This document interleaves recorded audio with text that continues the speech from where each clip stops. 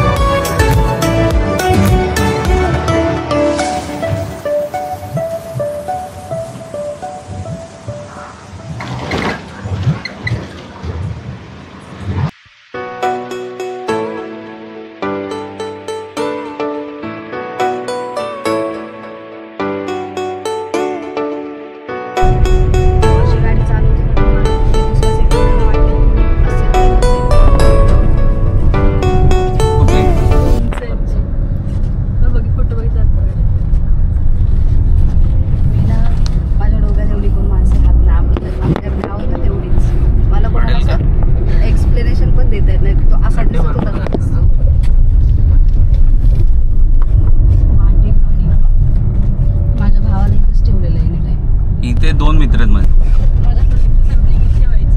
इकडे आम्ही शिर्केला होतो ना मॅडम, तेव्हा इकडे आतमध्ये जायचो ते वनभोजन करायला. इथे पण आतमध्ये खूप छान आहे. इथे पाटीलवाडीत काही कार्यक्रम असतो ना, समजा मंदिराचं काय आहे ते, पूर्ण कॉलेजला भंडाऱ्याचं आमंत्रण असतं. सगळे कॉलेज वाले पाटीलवाडीत काय प्रोग्राम असेल, आदल्या दिवशी सतत ग्रुपवर गेलो डबा आणू नका भंडारा. पाटीलवाडी सगळी शेट लोक आहेत. सगळे इकडे मस्त आहे ते आतमध्ये, मस्त जागा आहे ती एकदम. आता सगळं चेंज झालं असेल, तेव्हा शाळेत असताना.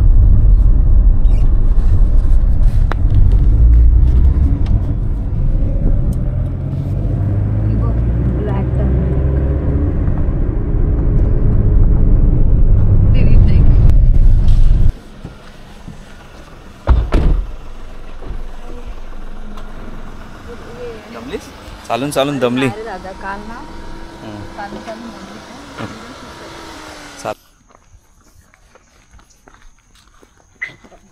गेटला लॉक आहे पण बाजूने उडी मारून जायचं.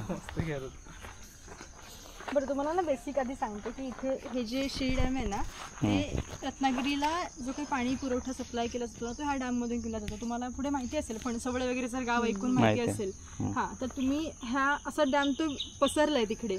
ओके, आता इथे ना हा एक, आता हे काय मेजर डॅम नाहीये, मायनर डॅम आहे. मेजर डॅम कोणते आहेत? मेजर डॅम कोयना डॅम आहे, जायकवाडी आहे. ओके, सो हे आपलं रत्नागिरी शहरातलं, तर म्हणून इथे शीळ लघु पाटबंधारे प्रकल्प असं त्याने दिलंय. असं तुम्हाला धरणाबद्दलची जी काही माहिती आहे की इथे केवढ्या कपॅसिटीमध्ये पाणी स्टोअर केलं जातंय किंवा याचा इव्हॅपोरेशनचा रेट किती आहे, हे सगळं ना ह्याच्यावरती लिहून ठेवलंय.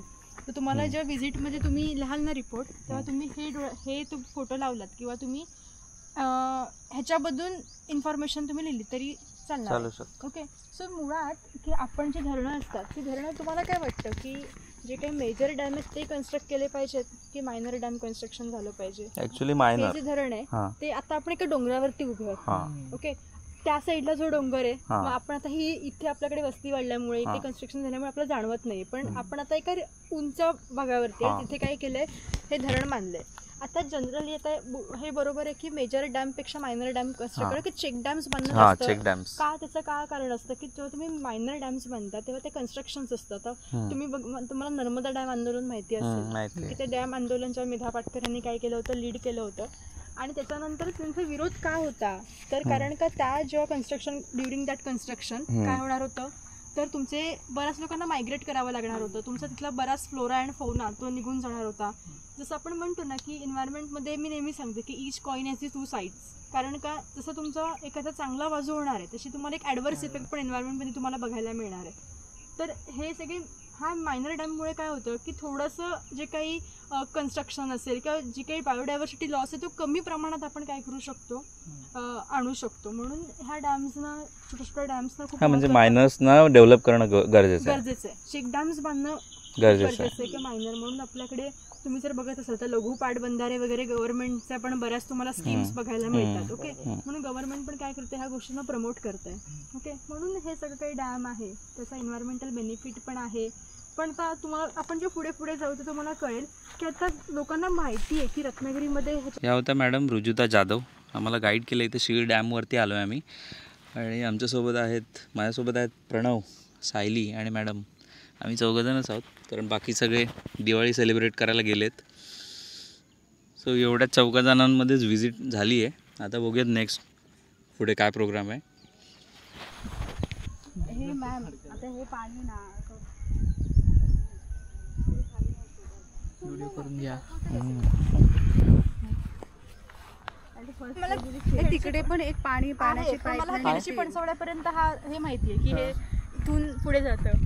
त्याच्या पुढे पानवलचं माहिती आहे का? ह्या पानवल म्हणजे खेडशी नाका तिकडे ना. हे पाणी जातं तिकडे, तिकडून येतं ना काहीतरी रत्नागिरीमध्ये. एक धबधबा ऐकलाय मी आहे आणि धरण आहे.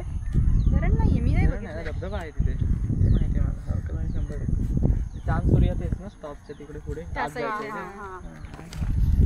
तो आपण स्टेशन सोडल्यानंतर पहिला काय लागतो, कोणता लागतो तो धबधबा मोठा?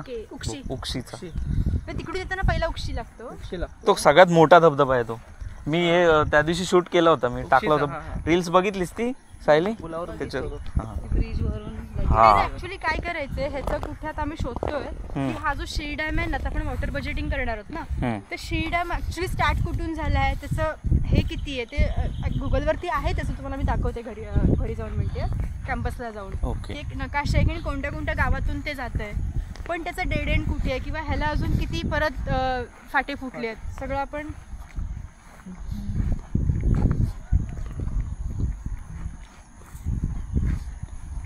इथे असे लोकल लोक घेत असतील ना मोटरने. कधी येत आहे?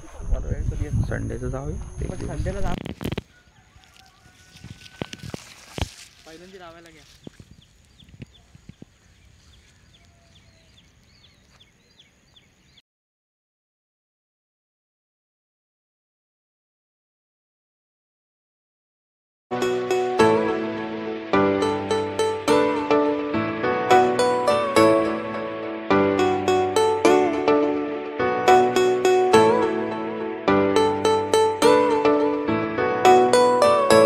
सो व्हिजिट संपवून नाश्त्यासाठी एका ठिकाणी आम्ही थांबलो. नाश्ता करता करता नाश्त्याचे पैसे मी देणार या विषयावरती वादविवाद.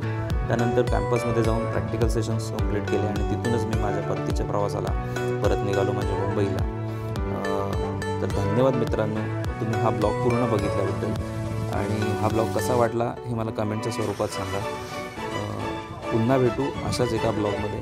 तोपर्यंत कीप ट्रॅव्हलिंग. अरे